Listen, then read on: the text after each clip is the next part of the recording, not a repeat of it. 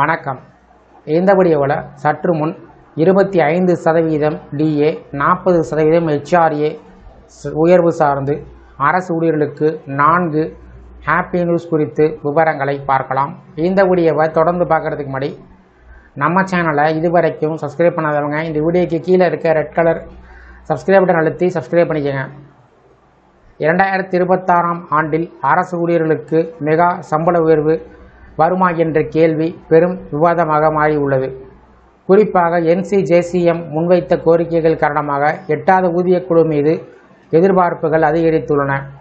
இந்த கோரிக்கைகளில் மிக முக்கியமானது அகவிலைப்படி DA 25% கடந்தவுடன் அதனை அடிப்படை சம்பளத்துடன் இணைக்க வேண்டும் என்பது. தற்போது DA 60% அளவில் இருப்பதால் இந்த இணைப்பு அமல்படுத்தப்பட்டால் அடிப்படை சம்பளம் பெரிதாக உயரும். இதனுடைய நேரடி தாக்கம் HRA மற்றும் TA பணிக்கொடையில் அதிகரிக்கும். ஒரு ஊழியருடைய மொத்த சம்பளம் கணிசமாக உயரும் வாய்ப்பு உள்ளது. அதனோடு வீட்டு வாடகைப்படி HRA பற்றி பரிந்துரை கவனம் இருக்கிறது.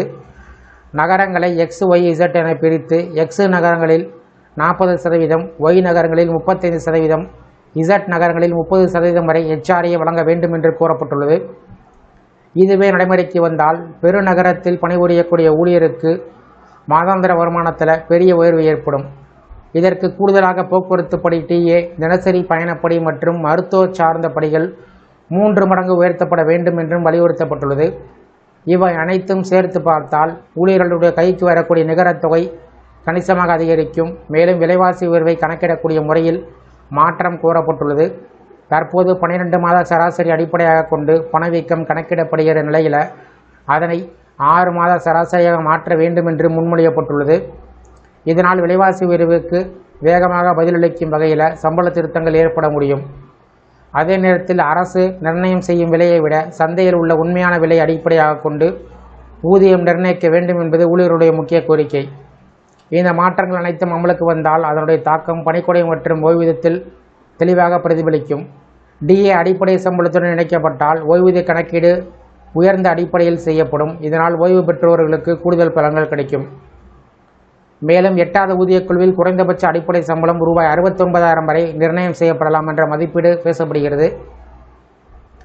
இந்த கணக்கீடு உணவு, வீடு, அத்தியாவசிய பொருட்கள் உள்ளிட்ட வாழ்வாதார செலவை வைத்து பல பெரிய நகரங்களின் சராசரி அடிப்படையாக கொண்டு செய்யப்படுகிறது. ஒரு முக்கியமான உண்மையை மறக்கக்கூடாது. இவை அனைத்தும் தற்போது முன்வைக்கப்பட்ட கோரிக்கை.